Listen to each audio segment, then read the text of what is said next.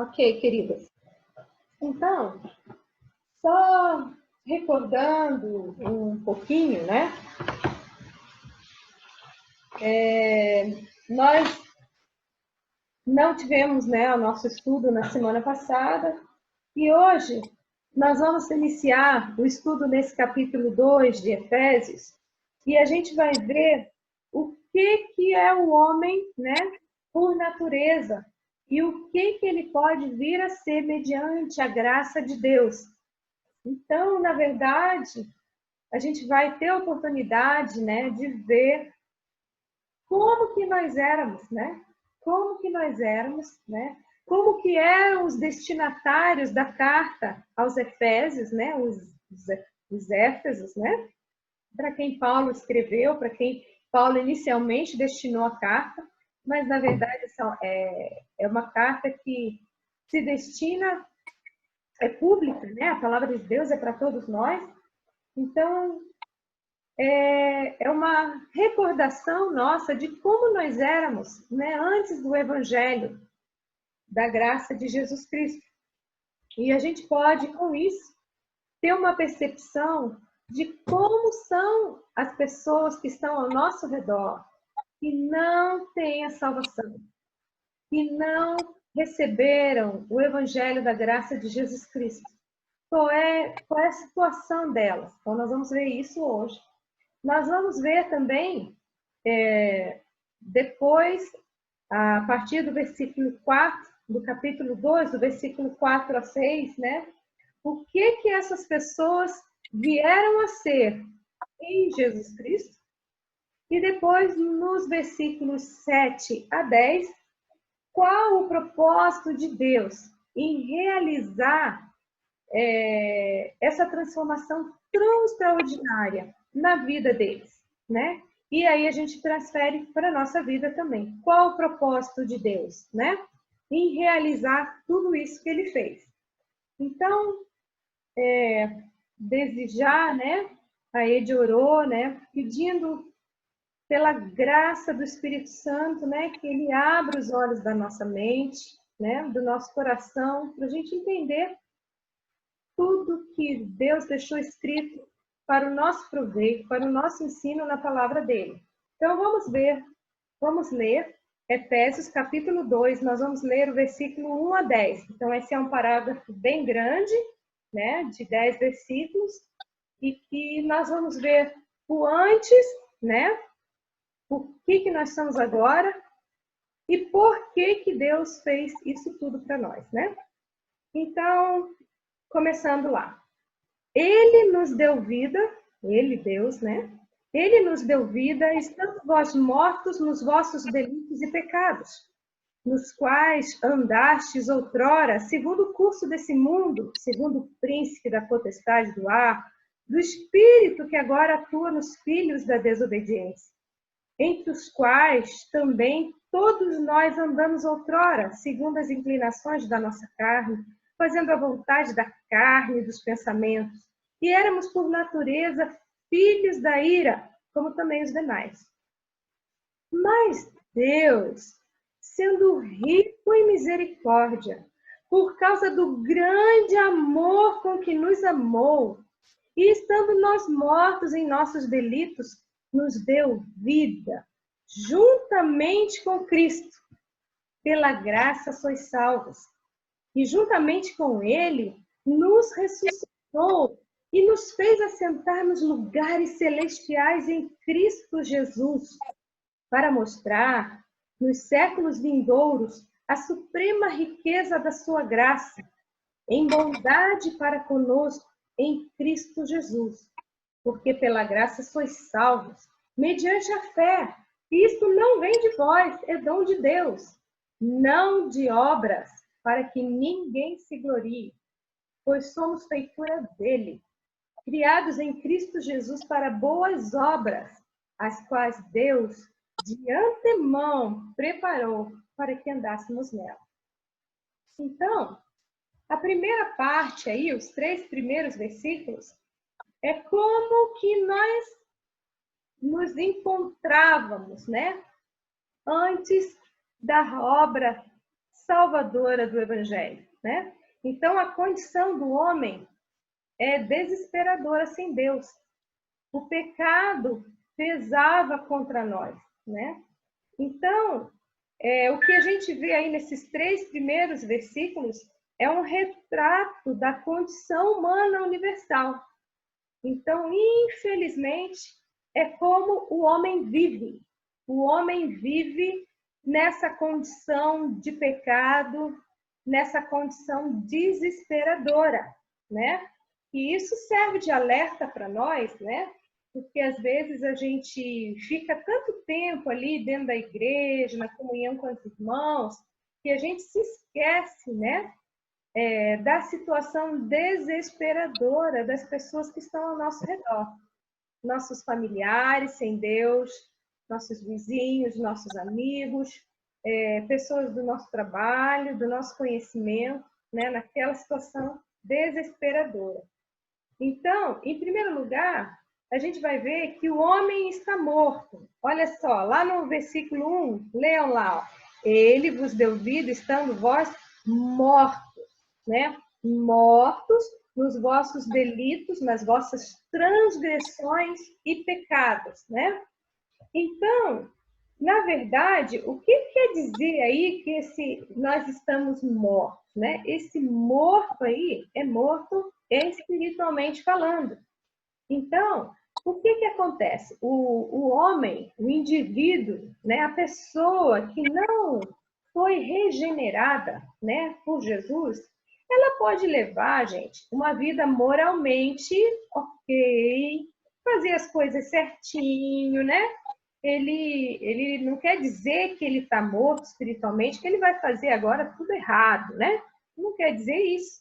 Ele pode ser um cidadão decente, né? Um cidadão correto, um pai de família responsável, pode ser uma mãe responsável, pode ser um bom filho, um filho obediente, mas isso não quer dizer que ele esteja vivo. Entenderam? Né? Porque os pecadores, eles também podem fazer coisas boas, eles podem fazer o bem para quem faz bem para eles, né? Cuidar bem dos seus, mas ainda assim, né? Olha o que a palavra de Deus está dizendo. Estando vós mortos nas vossas transgressões e pecados, né? Então, o que ele quer dizer? É uma morte espiritual. Então, o homem, ele, na verdade, ele é incapaz de entender, de apreciar as coisas espirituais. Então, o homem sem Deus, ele não possui essa vida espiritual, ele não pode fazer por ele mesmo nada, nada para agradar a Deus, nada que ele possa fazer para agradar a Deus. Vocês sabem, né, quando vocês estão diante de um cadáver, né, de uma pessoa que morreu, ela não vê, ela não ouve, ela não sente, ela não tem fome, ela não tem sede, né? A morte. E quando a palavra de Deus diz que nós estávamos mortos, mortos espiritualmente, então a gente não tinha percepção para as coisas espirituais, nós não tínhamos gosto pelas coisas de Deus, nós não tínhamos prazer nas coisas de Deus, nós não queríamos saber de nada das coisas espirituais. Então, tudo que hoje, né, quando a gente vê, por exemplo, o testemunho da Rosana falando, né, que o que ela passou a compreender por esse tempo difícil que ela passou, olha a alegria dela. Então, isso quer dizer o quê? Que a Rosana está viva, viva, viva. Então, ela consegue perceber que, olha, antes não estava legal, né? Não estava legal. E agora que vocês oraram por mim, Deus atendeu a minha oração, e ela quer mais das coisas de Deus, ela quer aprender mais, ela quer saber mais, ela quer saber o que Deus fala sobre cada assunto. Então, isso é um sinal que a gente está vivo, né? Que a gente está vivo. E a gente sabe, não precisa olhar muito longe, né? Basta você olhar os seus vizinhos, né? Outros familiares, eles não têm essa percepção, você fica, nossa, mas será que ele não está vendo que esse caminho aí não é bom? E a pessoa não vê mesmo. Ela está cega, ela está morta, né? Por isso que Romanos 6, 23 fala que o salário do pecado é a morte. E essa morte é uma separação. É a separação do corpo da alma. É uma morte espiritual que separa o homem de Deus, né? Então, quando a criança nasce, ela já nasce morta espiritualmente. Ela nasce espiritualmente morta para Deus, que é a fonte da vida, né? Então, às vezes a gente olha aquele bebê lindo, né? No bercinho, que carinha linda, um anjinho, né? A Laura, né? O Nicolas está para nascer, né, Laura? Vai ser um lindinho, não vai ser? Vai ser um lindinho, mas pense que um lindinho morto, infelizmente, morto espiritualmente, né? Então, desde já, a gente tem que orar para quando o Nicolas nascer, quando ele começar a entender as coisas, né? Que a Laura possa logo mostrar para ele que ele precisa da vida que só Deus pode dar, vida espiritual, porque senão ele vai, por mais lindinho e queridinho que ele seja, que a gente tenha vontade de agarrar ele, né? Pegar as bochechinhas, né? Que se Deus quiser, nós não vamos ter mais isolamento social lá, vamos poder abraçar a Laura, abraçar o Nicolas, né? Mas, ainda assim, nós estávamos mortos. E as pessoas, até que elas aceitem Jesus, elas estão espiritualmente mortas, né? Então, é como se a gente vivesse num mundo, né? De cadáveres espirituais ambulantes, né? Então, o que acontece com o homem incrédulo, o homem que não crê em Deus? Ele não está apenas doente. Ele não está doente. Ele está morto, né? Então, o que acontece com uma pessoa morta? Ela não necessita de um conserto, de uma restauração. Ela necessita de ressurreição, né? A minha sogra teve um momento, gente, que antes dela partir, ela teve uma parada cardiorrespiratória. Ela morreu, ela foi ressuscitada no hospital. Então, quando a pessoa morre, quando a pessoa está morta, você acabou de morrer, você tem que ir lá reviver ela. Não adianta você ir lá, deixa eu consertar aqui o braço dela aqui, que daí ela vai viver, não adianta. Aí deixa eu arrumar o cabelo aqui para ela viver. Não, o que a gente tem que fazer? Ela precisa de ressurreição. Então, não basta uma reforma. A pessoa que está morta, ela precisa nascer de novo. Então, embora as pessoas estejam em plena atividade mental, fazendo as coisas no dia a dia, elas estão completamente mortas espiritualmente, né? Então, essa é a primeira coisa que a gente aprende aí, né? A segunda coisa, a gente aprende que o homem, ele é desobediente por natureza. Olha lá o versículo 2 e o comecinho do 3. Nos quais andastes outrora. Então, está falando que Deus nos deu vida, estando nós mortos nos vossos delitos e pecados, nos quais andastes outrora, segundo o curso deste mundo, segundo o príncipe da potestade do ar, do espírito que agora atua nos filhos da desobediência, entre os quais também todos nós andamos outrora. Então, o que Paulo está falando? Ele está se incluindo aí. Eu me incluo. Cada uma de nós temos que nos incluir. Nós realmente andávamos como filhos desobedientes, né? Então, o homem natural, ele é desobediente, né? Então, existem aí, atuando, 3 forças que levam o homem a viver essa desobediência.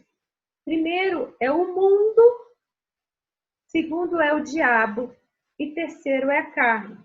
Então, por isso que ele fala aí, nos quais andaste segundo o curso deste mundo. O que ele está falando aí? Esse mundo aí não é a natureza criada por Deus.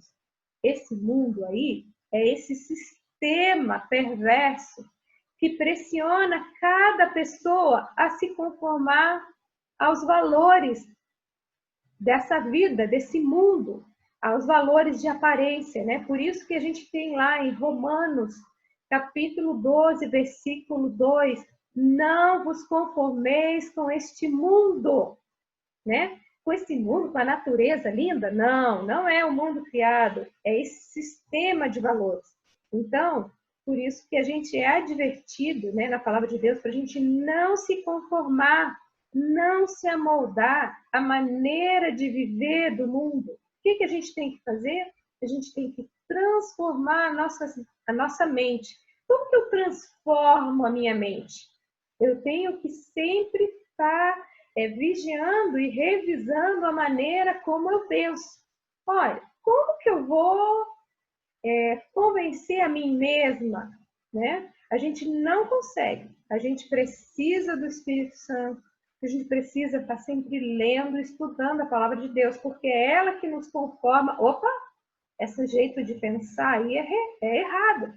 A gente sabe que Jesus adverte para nós que dentro do coração do homem não sai nada bom. Se a gente fizer como o mundo fala, né? Olha, você tem que meditar, você tem que se autoconhecer, você tem que olhar para dentro de você mesmo. Pare com isso. Se você olhar para dentro de você mesmo, não tem nada bom. Você vai ver que é muito difícil, né? A não ser que você já tenha caminhado com Deus há muitos e muitos anos, né? E daí você vai arriscar a olhar só para dentro de você? A gente pensa às vezes, quantas vezes a gente erra, e a gente pensa que a gente está fazendo a coisa certa. Até que vem um irmão ou uma irmã e fala, isso aí que você está fazendo está errado. E você leva aquele susto, né? Imagina, mas eu quero bem. Eu falo, não, mas não é por esse caminho, né? Por isso que a palavra de Deus fala que a gente deve se exortar mutuamente, que a gente deve vigiar, que a gente deve olhar para não cair, que a gente não é para se conformar com esse sistema do mundo, que é para a gente transformar a nossa própria mente. Por quê? Porque a gente tem essa pressão do mundo sobre nós, esse sistema de valores, né? Por isso que o apóstolo João, eu gostaria até que vocês abrissem um pouquinho, deixa marcado aí em Efésios, a gente vai voltar, vamos olhar lá para 1 João, lá no finalzinho, aquela cartinha bem lá no final da Bíblia, 1 João, capítulo 2, versículo 15 a 17. Olha lá o que ele fala, né? Não ameis o mundo, nem as coisas que há no mundo. Se alguém amar o mundo, o amor do Pai não está nele. Olha, isso aí é sério, né? Ai, mas eu gosto tanto de viajar, que mal é nisso. Não há mal em você viajar. Há mal você viver a sua vida, colocar em primeiro lugar as viagens, né? Amar, viajar e tudo mais é secundário, né? Não estou falando que viajar é errado, né? Tem mulher que gosta de fazer compras. Para ela é muito importante andar sempre na alta moda, na última, né? Tem mulher que já é a casa é um negócio, né? Se a casa não estiver toda arrumada, se a casa, o banheiro não tiver pastilhado com o que tem de mais moderno, a torneira tem que ser a torneira moderna, senão não serve, né? Perturba o marido, não consegue se conter. Isso aí é amar o mundo. E olha o que ele diz. Se alguém amar o mundo, o amor do Pai não está nele. Aí ele continua lá no versículo 16. Porque tudo que há no mundo, a concupiscência da carne, a concupiscência dos olhos, a soberba da vida, não procede do Pai, mas procede do mundo. Aí ele fala, o mundo passa, bem como toda a sua concupiscência. Concupiscência é aquele desejo muito forte, né? Pelas coisas, né? Que não são necessariamente boas, né? Então, ora, o mundo passa, bem como a sua concupiscência. Aquele, porém, que faz a vontade de Deus, permanece eternamente. Então, Cláudia, oi. na minha Bíblia aqui, concupiscência está cobiça. Uhum. Isso mesmo, aquele desejo forte, né? Um desejo forte, né? Um desejo incontrolável, né? Que você olha para aquilo que o mundo oferece, que o seu vizinho tem, que você não tem, e você não se contém, né? Então, esse aí é uma consciência, uma cobiça, um desejo muito forte. Então, ele fala que a gente, se você tem isso aí na sua vida, então, e você fala que ama a Deus, não tem meio termo. Ou é ou não é, né? Vamos abrir rapidamente agora Tiago, capítulo 4, versículo 4. A gente já estudou isso aí, é muito bom relembrar. Olha o que ele fala, né? Tiago está falando. Infiéis, não compreendeis que a amizade do mundo é inimiga de Deus? Aquele, pois, que quiser ser amigo do mundo, constitui-se inimigo de Deus. Olha só. Então, a ênfase é que se você é amigo do mundo e das coisas do mundo, você é inimigo de Deus, né? Então, sempre que a gente tem os homens, né, a humanidade desumanizada, né, seja por opressão política, por opressão econômica, por uma opressão moral e social, a gente vê claramente a ação do mundo, a escravidão cultural, né? O que isso gera. E a gente começa a ver que valores subhumanos começam a penetrar, né? Se vocês forem olhar, por exemplo, para a sociedade socialista, vocês vão ver a família, os valores de família não existem, né? E aí começa a vir muita coisa ruim, né? Então é isso que a palavra de Deus fala, que a gente não pode amar o mundo, nem as coisas que estão no mundo, porque senão a gente não pode dizer que a gente ama a Deus, né? Então a gente viu eu falei que existem três forças, né, que levam o homem à desobediência. Então é o mundo, a segunda força é o diabo, né? Por isso que a gente leu lá, né, no versículo 2, ele fala: segundo o príncipe da potestade do ar, do espírito que agora atua nos filhos da desobediência. Por isso que quando a Eliane pediu oração, eu peço oração, né? Na verdade, as pessoas, elas não percebem que elas estão sob o domínio, né, do príncipe da potestade do ar, que é o próprio Satanás, né? A gente sabe que, inicialmente, Satanás, em primeiro lugar, ele se rebelou contra Deus. Ele foi expulso do céu. E ele deseja que os homens, que as pessoas também desobedeçam a Deus. É esse o alvo dele. Então, o diabo, na verdade, ele é um inimigo invisível, porém ele é muito real. Ele é violento como um dragão, ele é venenoso como uma serpente, ele ruge como um leão, né? Até aí, tudo bem, eu falei só de coisas ruins. Quando a gente fala de coisas ruins, a gente se protege.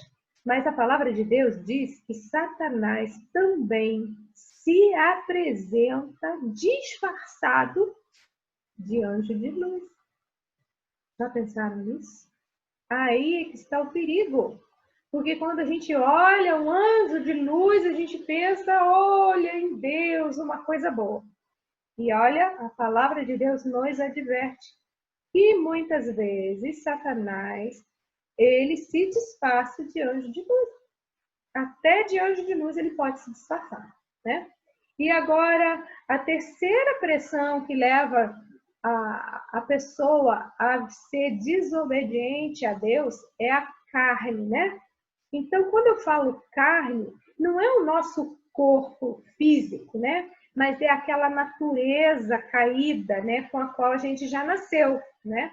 E essa carne aí que leva a gente a pecar, né? Eu citei o exemplo lá do filhinho da Laura que vai nascer, do da Anne, né? Vamos abrir lá em Salmos, capítulo 51, o versículo 5. Olha o que o salmista vai falar. Ele diz assim, olha, eu nasci em iniquidade e em pecado me concebeu a minha mãe. É isso que a palavra de Deus diz, que na nossa carne, a nossa natureza caída não tem nada de bom. Virando agora para o Salmo 58, versículo 3. Salmo 58, 3 diz assim, olha, desviam-se os ímpios desde a sua concepção, quer dizer, desde que eles são formados no ventre da mãe, não é desde que nascem, desde que eles são formados no ventre da mãe, né? Então, desviam-se os ímpios desde a sua concepção, né? Quando junta lá a célula do pai com a célula da mãe, desde ali, ele está falando que a gente já se desvia. Nascem, olha o que ele diz, e já se desencaminham, proferindo mentiras. Qual que é o verso? Salmo 58, eu li o verso 3. Então, está falando que desde a concepção já tem coisa errada. Nasce e já vai para o caminho. Vocês que são mães, né? Eu vou fazer uma perguntinha retórica, né? Que eu sei a resposta e vocês também. Vocês ensinaram, por acaso, o filho de vocês a mentir? Não. Nem precisa, né? Não precisa. Vocês ensinaram eles a responder? Não precisa ensinar isso. Não precisa, né? Não precisa. Por quê? Porque a gente já nasce com essa natureza pecaminosa, que é a terceira força que leva a gente para o caminho da desobediência, né? Então, essa natureza pecaminosa, né? Ela deseja controlar a nossa mente e o nosso corpo também, nos levando a sermos desobedientes a Deus, né? Então, a gente pratica o mal porque a inclinação do nosso coração é para o mal. Então, por isso que eu cito muito o exemplo do bebezinho, daquela criancinha angelical com caixinhos dourados, olhinho azul, bochechinha rosinha, né? Ou aquela carinha linda, né? Você traz aquele bebezinho lindo da maternidade, põe no bercinho. A inclinação do coração dele, né? Até daquela lindinha que está ali no colo da Ellie, é a inclinação, é uma inclinação para o mal. Por isso que a gente precisa, né? Nós como mães, precisamos cuidar muito dos nossos filhos, né? Para ensinar. Oi, oi! Tá aparecendo ali. Oi, querida! A gente precisa cuidar e orar, né? Jeremias 13, versículo 23, ele pergunta assim, olha, pode o etíope mudar a sua pele? Ou o leopardo as suas pintas? Poderíeis vós fazer o bem, estando treinados para fazer o mal? Olha que pergunta, né? Na verdade, é uma pergunta retórica, né? Assim como o etíope, que tem a pele morena, não consegue mudar, assim como o leopardo, que tem aquela pele riscada, né? Ele não consegue mudar, assim também nós não conseguimos mudar, porque nós fomos treinados para fazer o mal, né? Em terceiro lugar, voltando agora lá para o nosso texto de Efésios, meninas, apareceu um aviso aqui para mim que falta 8 minutos e 30, né? Aí depois a gente vê se vocês vão querer voltar para mais um pouquinho ou não. Em terceiro lugar, a gente vai ver ali no versículo 3, no final do versículo 3, que o homem é depravado. Olha lá. Entre os quais também nós, todos nós andamos outrora, segundo as inclinações da nossa carne, fazendo a vontade da carne, que a gente já viu que não é carne e corpo, mas é carne, aquela predisposição má dentro de nós, né? Fazendo a vontade da carne e dos pensamentos, e éramos por natureza filhos da ira, como também os demais, né? Então, o homem não convertido, ele vive para agradar a carne, para agradar os desejos do pensamento dele, né? Ele anda, né, na verdade, com o pescoço na coleira do diabo. E ele não percebe. Ele anda com o pescoço na coleira do diabo e ele anda ali no cabresto do pecado. Mas como ele está morto, né? A gente viu que nós estávamos mortos, todos nós.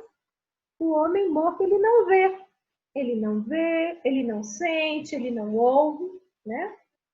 E aí, o que acontece? A gente vê que todas as áreas da vida dessa pessoa, né, de todos nós, era afetada pelo pecado. A nossa razão, a nossa emoção, a nossa vontade, né? Então, o homem, ele até pode fazer algumas coisas boas, como eu falei lá no começo. Ele pode ser um bom cidadão, um bom pai, uma boa mãe, um bom filho, né? Mas ele não pratica essas obras com o reconhecimento que são para a glória de Deus, nem com gratidão pela salvação. E a gente viu, né, eu repeti várias vezes lá no capítulo 1 de Efésios, que nós fomos criados para o louvor da sua glória, né? Para o louvor da glória, da graça de Deus. E o homem, por mais que ele faça coisas boas, mas se ele está morto, ele é desobediente, ele é depravado. E ele não faz nada que seja para a glória de Deus, né? E em quarto lugar, ainda aí no finalzinho do versículo 3, o homem está condenado, né? Éramos por natureza filhos da ira, como também os demais, né? Então, todos nós condenados, né? Então, a parte de Cristo, o homem está morto, está condenado, é desobediente, é depravado. Então, aqueles que vivem debaixo da ira de Deus, eles estão entregues a si mesmo, né? E eles fazem uma escolha deliberada, né, de rejeitar o conhecimento de Deus, e eles acabam se entregando, né? Deus permite que eles se entreguem a toda sorte de idolatria, de devassidão, né? O que eles não sabem, o que eles não conseguem perceber, que eles vão ter que suportar por toda a eternidade, né? A manifestação do furor do Deus Todo-Poderoso, né? Tudo isso vai ter consequência. Então, por isso que é tão importante a gente orar para que as pessoas reconheçam que elas são pecadoras, que elas são depravadas, que elas estão mortas, que elas estão condenadas e elas vão suportar a ira do Deus Todo-Poderoso, né? Se elas não mudarem de vida. E aí a gente entra no versículo 4. Podem marcar ali, tem uma conjunção, né? Mas Deus, né? Porém, Deus, no entanto, Deus, né? Então, a gente viu um monte de coisa muito terrível, muito triste. É uma prisão, né? Os homens são forçados a essa vida, né, depravada, de pecado, de transgressão, de erro, né, que a gente viu por causa do sistema do mundo, por causa do diabo e por causa da pressão do que tem no nosso interior, a inclinação da nossa carne. Mas Deus, né, sendo rico em misericórdia, por causa do grande amor com que nos amou, e estando nós mortos, ele relembra de novo, estando nós mortos em nossos delitos, nos deu vida, juntamente com Cristo, pela graça sois salvos, né? Aí ele só vai falar coisa boa, né? Até o final, né? Então ele pinta um quadro horrível, né? Antes nós éramos objetos da ira de Deus. Agora, por causa da misericórdia de Deus, tudo muda, né? Tudo muda. E ele é muito enfático a ele. Mas Deus. Não é mais eu que resolvi exercer um autocontrole, li uns 5, 10 mil livros de autoajuda, consegui, né, me esmurrar, consegui mudar. Não, ele não fala isso, mas Deus, né? Deus, né? Então, antes a gente estava preso, né, pelas garras da morte espiritual.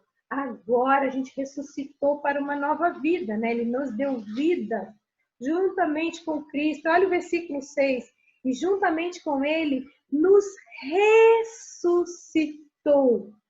Ué, alguém aqui morreu para ser ressuscitado, né? Você ressuscita uma pessoa que tem uma parada respiratória na esperança que ela volte a viver de novo. Mas aqui ele está falando que ele nos ressuscitou.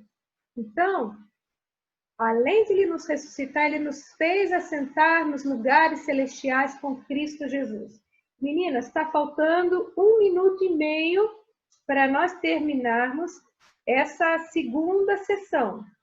Vocês querem entrar de novo? Eu estou disposta a que a gente entre de novo, para eu conseguir fechar o assunto, mas eu não sei quantas de vocês têm tempo, se vocês podem.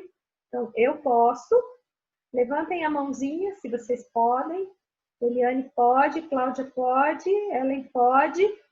Laurinha, não.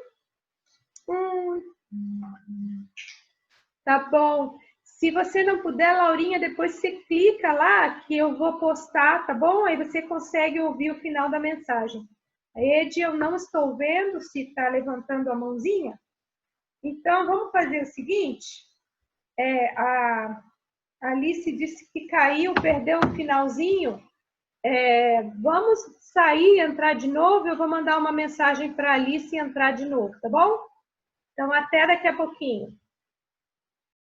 Capítulo de Efésios 2, eu vou ler de novo os 3 primeiros versículos, né, que retratam essa condição espiritual nossa de estarmos mortos anteriormente, porque agora eu quero enfatizar essa obra de Deus em nosso favor, né? Tudo que Deus fez por nós, né? Depois que a gente está agora em Cristo Jesus, né? Então, vou ler lá. Ele nos deu vida, estando vós mortos nos vossos delitos e pecados, nos quais andaste outrora, segundo o curso deste mundo, segundo o príncipe da potestade do ar, do espírito que agora atua nos filhos da desobediência, entre os quais também todos nós andamos outrora, segundo as inclinações da nossa carne, fazendo a vontade da nossa carne e dos pensamentos, que éramos por natureza filhos da ira, como também os demais. Agora, olha o versículo 4. Mas Deus, sendo rico em misericórdia, e por causa do grande amor com que nos amou, né? Então, a primeira coisa que eu quero ressaltar aí, gente, é o amor de Deus por nós, né? Então, nós fomos salvas, né? Pela misericórdia e pela graça de Deus, né? Então, a misericórdia e a graça de Deus chegam até nós por meio do sacrifício de Jesus Cristo na cruz, né? Foi no Calvário que Deus demonstrou para nós todo o repúdio dele ao pecado e o seu amor pelos pecadores, né? Então, aí, nesses versículos do 4 até o 9, Paulo vai enumerar 4 palavras, né? Que é amor, misericórdia, graça e bondade, né? Tudo isso que vem para nós da parte de Deus, né? Então, ao ressuscitar a Cristo, o que Deus demonstrou para nós? Demonstrou a suprema grandeza do seu poder. Lembra que a gente estudou lá? Vamos rever lá no capítulo 1, versículo 19 e 20. Ele fala assim, né, naquela oração de Paulo, né, por nós, ele fala assim: e qual a suprema grandeza do seu poder para com os que cremos, segundo a eficácia da força do seu poder, o qual exerceu ele em Cristo, ressuscitando dentre os mortos e fazendo sentar à sua direita nos lugares celestiais. A Fernanda está falando que ela está sem áudio e vídeo, mas ela está conseguindo acompanhar. Então tá bem, Fernandinho. Infelizmente a gente não vai poder ver você. Tudo bem. Você está disfarçando aí, talvez você não penteou o cabelo, né? Então, querida, continue com a gente aqui, tá bom? Então, o que a gente vê aí? Que Deus, né? Deus, a maior manifestação do poder de Deus foi quando ele ressuscitou Jesus. Por isso que aqui no capítulo 2, ele fala que é isso que Deus fez por nós. Por isso, gente, que é difícil a gente que está muito tempo na igreja, a gente vê muitas coisas, né? Então, tem pessoas que falam: ai, eu gosto tanto da igreja aqui, que as pessoas são legais, a música é legal, a pregação é legal, o culto é legal, é confortável, as pessoas são amigáveis, as pessoas são educadas, as pessoas são boas. E a gente acaba tendo dentro da própria igreja um monte de pessoas que gostam do evangelho. Mas se elas não foram ressuscitadas, restauradas, regeneradas pelo poder de Deus, elas continuam mortas. Por mais que exteriormente elas falem coisas boas, elas façam coisas boas, elas pareçam ser boas, mas lá no fundo, elas não foram regeneradas, elas não foram ressuscitadas, né? Elas não fizeram uso do amor, da misericórdia, da graça, da bondade de Deus, né? Elas não se apropriaram desse grande poder, né? Dessa suprema grandeza do poder de Deus que ele usou para ressuscitar Jesus e que ele usou para nos salvar, né? Então, elas deixam de ver isso aí, né? Olha lá no versículo 7, né? Efésios 2, 7. Para mostrar nos séculos vindouros a suprema riqueza da sua graça em bondade para conosco em Cristo Jesus. Então, esse foi o objetivo de Deus, né? Deus, ele nos ressuscitou. Gente, marque muito bem isso aí no versículo 5. Ele nos deu vida. Ele nos ressuscitou juntamente com Cristo, né? E é isso aí, essa obra poderosa, essa ressurreição espiritual, ela veio para nós por meio do poder do Espírito Santo. Então, quando a gente crê em Jesus Cristo, a gente passa da morte para a vida. A gente recebe vida nova. Não é uma vida consertada, é uma vida nova. A vida de Deus em nós, né? Lá em João, capítulo 5, versículo 24, ele vai falar bem isso aí, ó. João 5, 24. Em verdade vos digo que quem ouve a minha palavra e crê naquele que me enviou tem a vida eterna. Não entra em juízo, mas passou da morte para a vida. Então, não tem outro caminho, não tem outro jeitinho, não basta você fazer coisas boas, falar coisas certas, agir de uma forma certa. Você tem passar da morte para a vida, né? Da morte para a vida. E então a gente viu que Deus, primeiro, ele nos amou, ele nos ressuscitou. E olha agora que incrível que ele fez por nós. Olha lá no versículo 6. E juntamente com ele nos ressuscitou e nos fez assentar nos lugares celestiais em Cristo Jesus. Você sabe o que ele está dizendo aí? Olha, além dele nos amar, ele nos ressuscitou e ele nos exaltou. Alguém aqui merece ser exaltada? Mas é isso que ele está falando que ele fez. A gente estava morta. A gente não faz coisa boa na nossa vida. Quer dizer, às vezes a gente até faz.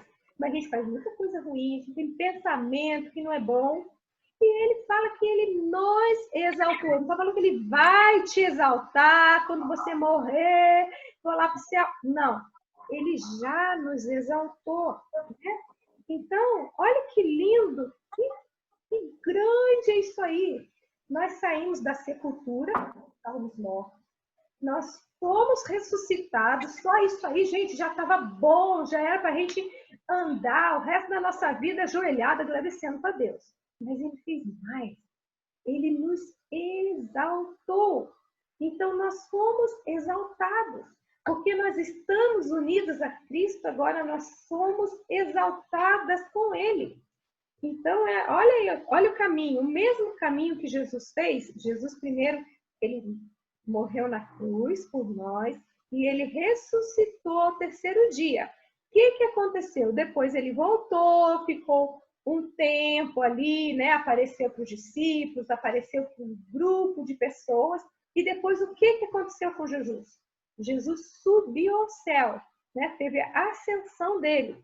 E depois o que aconteceu? Ele se assentou no trono, ao lado direito de Deus.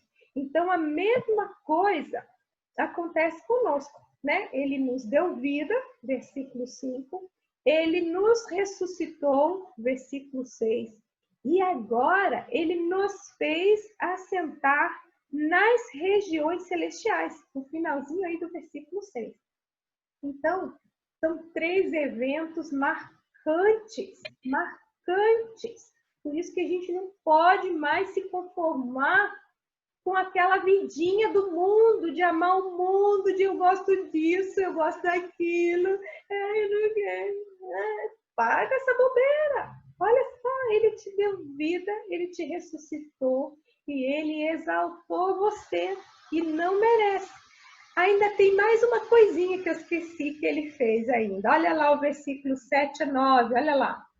Para mostrar nos séculos vindouros a suprema riqueza da sua graça, em bondade para conosco em Cristo Jesus.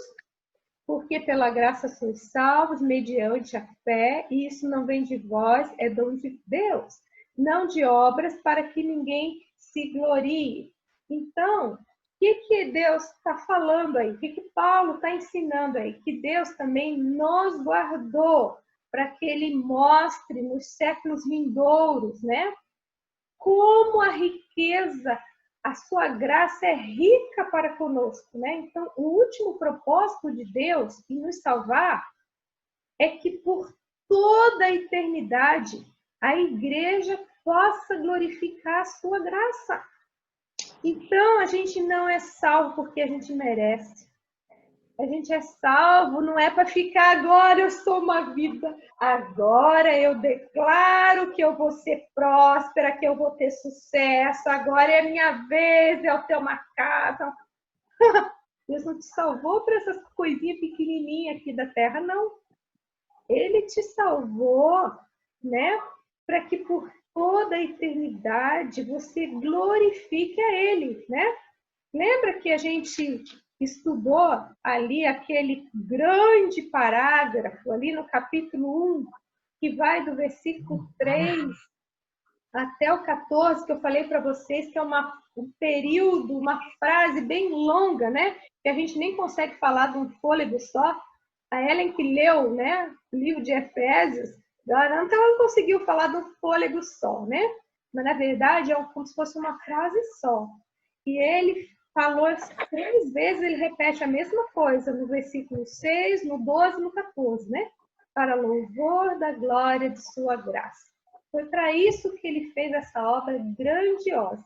Nós estávamos mortos, ele nos ressuscitou, nos deu vida, ele nos acendeu, ele nos assentou, nos fez assentar, né, com ele nas regiões celestes, e finalmente ele fez tudo isso para que por toda a eternidade, né, a gente seja guardado por ele e vivamos, né, para glorificar a sua graça. Então, veja, a salvação não é um presente, é um presente, né? Ih, caiu aqui.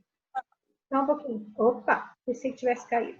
A salvação, ele é um presente, ela não é uma recompensa por alguma coisa boa que a gente tenha feito, né? Então, a gente é como se nós fôssemos as joias preciosas de Deus. Nós somos os troféus da sua graça, né? Por isso que Paulo fala ali no versículo 8, que ele fala assim, e isto não vem de vós, é dom de Deus, não vem de obras, de coisas que vocês possam fazer ou tenham feito, para que ninguém se orgulhe disso, para que ninguém se glorie, né? Então, a salvação, ela nunca, nunca, nunca pode ser pelas obras, né? Porque a obra da salvação já foi plenamente realizada por Cristo da cruz. Então, a salvação não é obra nossa, ela já foi feita. Agora, a única coisa que resta para nós fazermos é a gente glorificar o nome de Cristo, sermos gratas, né? Orarmos pelas pessoas que estão ao nosso redor, enxergar, né? Ver, porque nós temos olhos espirituais agora nós estamos vivas, então a gente pode ver e a gente pode se angustiar, porque as pessoas que nos rodeiam, as pessoas que a gente ama, as pessoas que a gente tem um carinho especial, elas estão vivendo uma vida morta. Entende o desespero? Então, às vezes, eu não consigo entender pessoas que se dizem evangélicas, eu não vou falar crentes, eu vou falar evangélicas, que elas não dói o coração delas, né? Ao perceber que os amigos do trabalho que estão mortos vão para o inferno. E não tem, né? Então você ouve de problemas, você tenta resolver, você tenta ajudar. Mas olha, a melhor coisa que você pode fazer por elas é encaminhá-las para a vida, né? Para que elas ressuscitem, para que elas possam também serem exaltadas com Cristo nas regiões celestes. Porque é isso que a gente tem para nós. Então, isso aí eu falo para mim mesma, né? A gente vive num mundo que nos pressiona. A gente tem Satanás a nos rodear, né? A palavra de Deus fala que Satanás é como um leão rodeando a gente. Quer dizer, mais uma pressão. Então a gente fica com tudo aquilo ali. E o nosso coração lá dentro, a gente sabe que não é bom, né? Jesus sempre falou que de dentro do homem não sai nada bom. Então a gente fica com aquilo ali, é muita pressão. É pressão de dentro, pressão de fora, né? Por isso que ele fala que a nossa luta não é contra a carne, contra o sangue. Então eu falo para mim mesma, né? Às vezes eu me esqueço e a gente começa a reclamar disso, reclamar daquilo, não saiu isso aqui certo. Por quê? Porque a gente está se apegando às coisas deste mundo. Por isso que a gente precisa sempre estar sendo confrontado com a palavra, que é a palavra que mostra para nós. Cláudia, para com isso. Você, sua boba, você está deixando de aproveitar a riqueza, a grandeza da riqueza, a graça de Deus e fica lá se lamentando com umas coisinhas que não devem certo. E a gente tem as riquezas de Deus. Nós já estamos assentadas, nós já fomos exaltadas com Ele e a gente deixa de viver isso aí, né? Então, meninas, Vamos nos esforçar, vamos buscar a Deus, vamos pedir para o Espírito Santo a cada dia.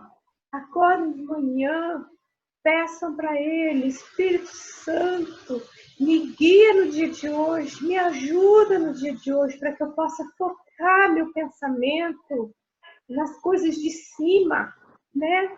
Que eu não me deixe viver de novo, né? Pelas picuinhas da vida, que eu possa transformar minha mente, porque a gente não consegue de nós mesmos. Nós não conseguimos, mas graças a Deus, Ele nos deu o Espírito Santo e Ele sabe que a gente é fraco. Ele sabe. Mas se a gente pedir poder, direção do Espírito Santo, Ele vai nos guiar, sim. Ele vai nos guiar, né? Se a gente pedir, o Espírito Santo nos guia para a gente andar de uma forma que agrade a Deus, porque a gente recebeu tantas riquezas. Nós estamos assentados, a misericórdia de Deus nos ressuscitou. Ela não consertou a gente, ela não fez um reparinho, ela nos ressuscitou. Vocês viram como a gente é naturalmente depravado, desobediente. Não tem nada bom dentro de nós. Mas Deus, pela sua misericórdia, não é porque nós éramos boazinhas, né? A gente até pode fazer coisas boas, mas ainda assim a palavra de Deus diz que o homem sem Deus, o homem natural, ele está morto, né? Então vamos tirar o nosso dia para agradecer a Deus, porque às vezes eu tinha uma época na minha vida que eu ouvia aqueles testemunhos, né? Eu vivia nas drogas e Deus me libertou. Eu era uma prostituta, fazia isso, fazia aquilo e Deus me libertou. E eu falava, nossa, que coisa, o que eu tenho que contar? Não tenho nada. Não, eu tenho sim, porque eu estava morta. Eu estava no império das trevas. E Cristo me libertou. Amém. E o mesmo poder que Deus usa hoje para libertar um assassino, para libertar um drogado, para libertar uma prostituta, para libertar um pedófilo, o mesmo poder foi o poder que também Deus usou para comigo para me ressuscitar. Então eu podia não estar fazendo coisas tão erradas, porque foi a misericórdia de Deus. Ele não permitiu que eu descesse, né, até aquele nível, mas foi só pela misericórdia. Então, o mesmo poder que ressuscita, né, um bandido, que ressuscita um traficante de drogas, que pode ressuscitar um drogado, pode ressuscitar um cara que comercializa pessoas, que vende crianças. A gente sabe que existe tráfico humano. O mesmo cara lá que num país socialista tortura o crente, o mesmo poder está disponível para ele também. E para mim também, né? Foi o que me ressuscitou. E esse poder está disponível para vocês. Então vamos lançar a mão, vamos orar. Vamos orar. Orem pelas pessoas que estão ao redor de vocês, pelos familiares, tá bom? Então, a gente precisa da ressurreição, né? Do nosso temperamento, com certeza, Cláudia. Eu falo de mim e a gente precisa do Espírito Santo, a gente precisa pedir. E se a gente pede, Ele dá, né? A gente tem visto o pastor ter pregado sobre sabedoria. Então, a gente pede, Ele dá. Né? A gente viu ali na oração de Paulo que ele fala assim, olha, não cesso de orar por vós, né? Olha o versículo 17, para que Deus, o Pai da glória, vos conceda espírito de sabedoria e de revelação no pleno conhecimento dele. Então, cada dia a gente pode pedir esse espírito de sabedoria, esse espírito de revelação, para a gente conhecer mais, para a gente se conformar a ele, né? Para que a gente seja conforme a sua imagem, né? Esse é o objetivo de Deus. Então, ele nos salvou para a gente ser essa pessoa, para a gente mostrar, né, para o século vindouro, para a gente mostrar, né, para as potestades, né, que estão aí nesse mundo tenebroso, que o poder de Deus, né, está se manifestando na nossa vida, né? Então, é isso que eu tinha para falar. Não sei se vocês querem falar alguma coisa. A gente ainda tem um tempo.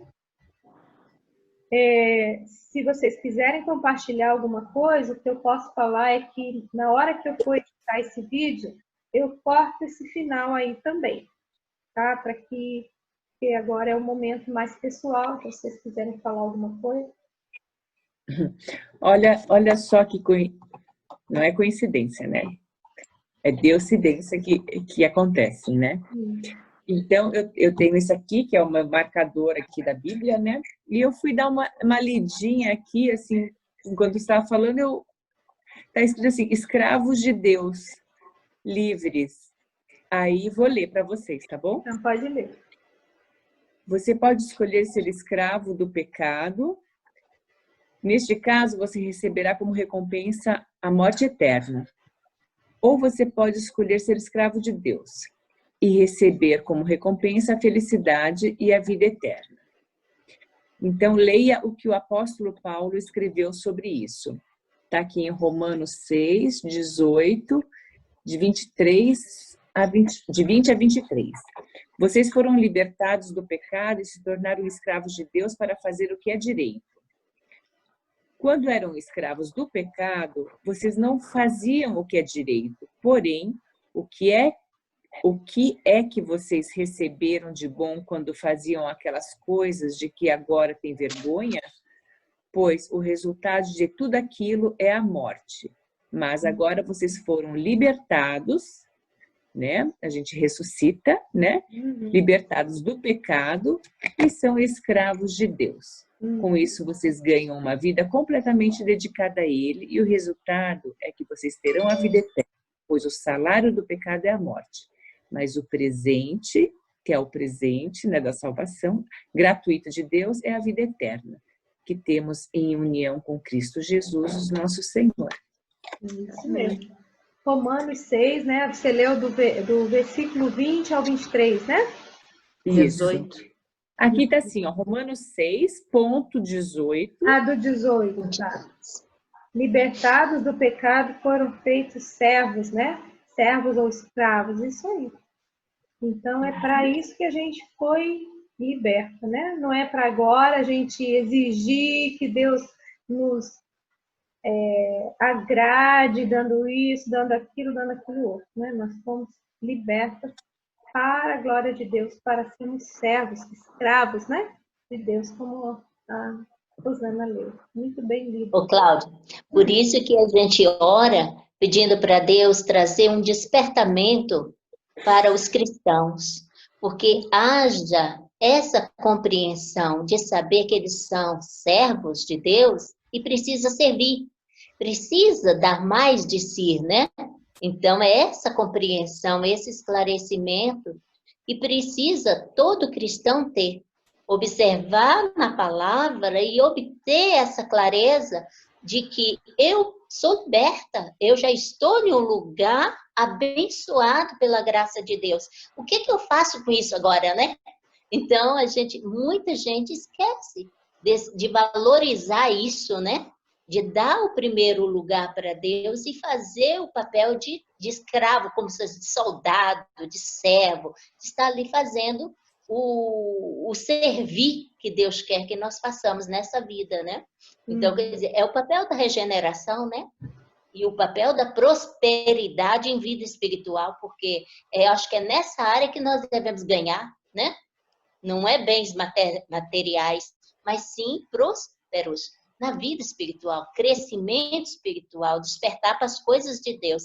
Então, isso é muito bom. Foi uma aula, foi um estudo proveitoso e eu espero que todas nós, mas que através de nós possamos ser canal de bênção na vida dos nossos familiares e nossa igreja, né? Amém, amém. Nossa igreja se desperte para isso, né? Porque os dias é mal, né? Os dias são maus. Sim. E nós precisamos estar sendo realmente verdadeiros servos, né? Verdadeiros escravos de Cristo. Sim. Meninas, apareceu um aviso, temos 9 minutos e meio. Então, vocês podem falar, já falei bastante. Realmente é o que eu falei, é um estudo difícil, né? Difícil, ele é pesado. Mas é necessário, né, Cláudia? É importante. Quando que talvez nós, por mais que eu tenha uma dedicação de leitura, você tem, Eliane tem, as meninas tenham, mas muitas não têm. E às vezes isso nos desperta a incentivar outras a ter esse estudo, né? Ou talvez da gente ter acesso, como Eliane está tendo a família, eu vou fazer um estudo com você. Então isso aqui é um aprendizado e nos leva a motivar outras pessoas. Então cabe a cada uma de nós nos conscientizar da responsabilidade que cada uma de nós temos, não só obter só para nós, né? Mas passar essas informações. Eu acredito que cada coisa que a gente escreve, que a gente mantém anotado aqui, é para que a gente depois possa pegar isso e passar para alguém, né? Informações bíblicas necessárias e que leva também a um crescimento espiritual, né? E o Espírito Santo está disposto a nos ajudar a cada dia. Basta nós querermos, né?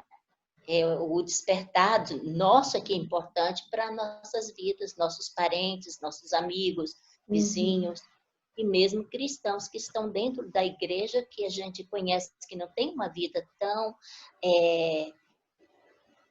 alinhada com a palavra de Deus, ou um relacionamento íntimo com Deus como deveria ter, e a gente pode incentivar, falar e ajudar essa pessoa, dar um empurrãozinho para que essa pessoa passe a ter isso, né? Sim. Muito bom.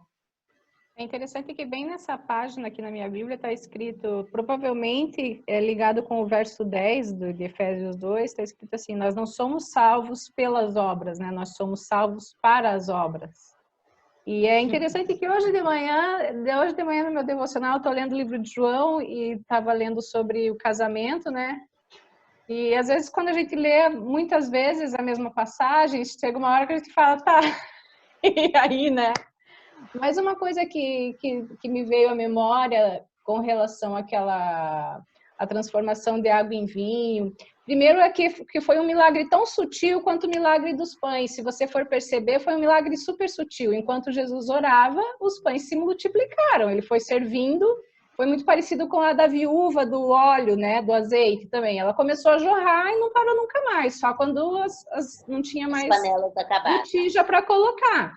E são milagres sutis, não é um milagre como uma ressurreição que é impactante, todo mundo vê e observa o uau.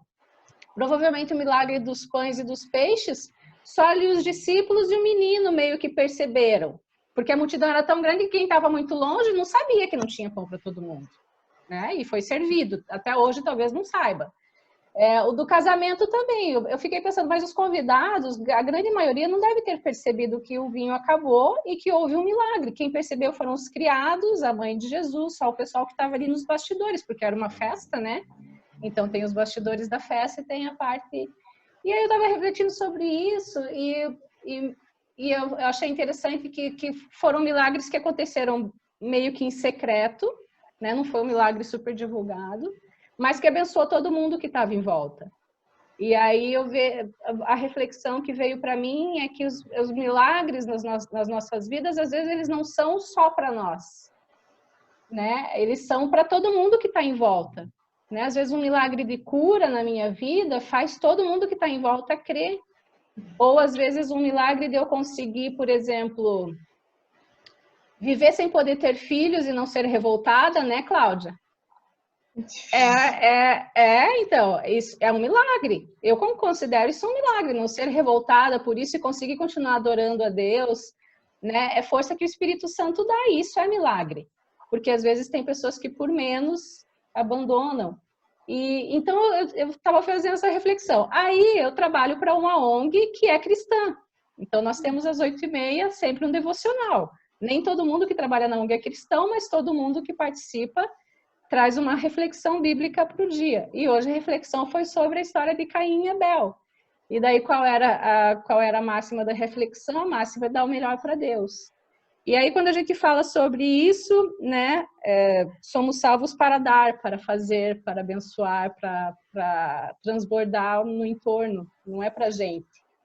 Então, estou achando muito interessante, quero ver o que Deus continua falando ao longo do dia, porque a trama de hoje está muito em volta dessas coisas de que é para o outro, né? Não é só para mim. Né? A vida cristã ela tem a ver mais com o outro, com a comunidade, do que com o individual no sentido das bênçãos, do milagre, da bênção da salvação. Né? Não é para a gente sentar em cima do sofá da salvação e ficar ali dormindo em berço esplêndido. Mas, por outro lado, uma das coisas que me impactou, além da questão de que o meu temperamento precisa de ressurreição, que foi uma coisa que me impactou muito, porque eu estou muito chata nesses últimos dias, é o fato de que, às vezes, eu me sinto, principalmente nesse tempo de pandemia, eu tenho me sentido numa bolha, porque eu estou trabalhando para uma organização cristã. Eu sou crente, minha família é crente, todo mundo é crente, eu estou me sentindo numa bolha. Aí quando você fala assim, alguém vem pedir conselho e tal, e daí, às vezes a gente dá o conselho prático ali, né, do tipo, invista nisso, faça aquilo, venda, compre. A gente não dá o conselho do tipo, aceite Jesus, né? Aí eu fiquei refletindo assim, puxa vida. Por isso que às vezes, talvez o meu egoísmo também esteja aflorando por uma coisa meio assim, porque todo mundo, eu estou fazendo parte de um grupinho muito fechado, não sei. Todas nós, né? Enfim, um brainstorming aí. Mas nada impede que a gente já se prepare, né? Porque um dia isso aí vai acabar, né? E mesmo devagarzinho, Deus manda uma ou outra pessoa, né? E às vezes a gente pede oportunidade, podia ter falado, né? Que a pessoa se foi, né? Pois é. Mas que Deus nos dê graça e memória. Amém, amém. Para lembrar da próxima vez, né? Meninas, faltam 2 minutos e 40. Alguém quer falar mais alguma coisa? 2 minutos é pouco. É pouco, né? Então vamos dar beijos. Beijos, meninas. Deus abençoe vocês. Estamos orando, Eliane. Vamos continuar Obrigada. O estudo foi muito bom hoje. Orando uma pelas outras. Muito proveitoso. O estudo hoje falou comigo de uma forma especial. Vamos nos ajudar, vamos orar uma pelas outras, né? Para que a gente possa viver essa vida e não esquecer, né? Das riquezas de Deus, né? Da misericórdia. Deus nos livre da amnésia, né? O senhor tinha razão. O senhor tinha razão quando falou para você, Cláudia, que hoje você tinha que dar a aula hoje. Mas foi difícil. Depois eu conto para vocês o que aconteceu. Beijo, Cláudia. Vamos continuar orando. Que Deus te dê sabedoria. Obrigada. Amém. Vai te sustentar. Obrigada. Beijos. Beijo, gente. Posso orar para terminar? Tem 1 minuto e meio ainda. Pode orar, Cláudia. Então, ora. Então tá bom. Senhor Deus, eu quero te agradecer de todo o meu coração, de toda a minha alma, de todo o meu entendimento, Senhor, por essa oportunidade que nós tivemos hoje, dessa reunião tão rica. Sim. Sobre textos que a gente já conhece há tanto tempo, que a gente já leu e releu tantas vezes, mas que falou para muitas de nós de uma forma muito especial hoje. Te agradeço, Senhor, porque a tua palavra continua se renovando a cada dia. Amém. Cada dia que a gente lê, o teu Espírito Santo nos traz novos insights, novas revelações, Sim, meu Deus. Que mostram o quanto a gente ainda precisa entregar de nós mesmos para o Senhor e para as outras pessoas por amor a Ti. Amém. Eu quero agradecer, Senhor, pelo sustento que o Senhor tem dado a Cláudia para estar aqui hoje dando esse estudo, Sim. Pai. Quero orar para que a Tua potente mão continue sobre a vida dela, continue debaixo da vida dela, continue ao redor da vida dela, assim como fala no Salmo 139, que o Senhor nos coloca na sua mão e nos protege em volta, Senhor. Que isso aconteça com a Cláudia, em especial nesse tempo, onde eles têm que lidar com questões práticas e burocráticas a respeito da partida da Dona Neide. Que o teu espírito de graça realmente, Senhor, esteja presente na vida, nas atitudes,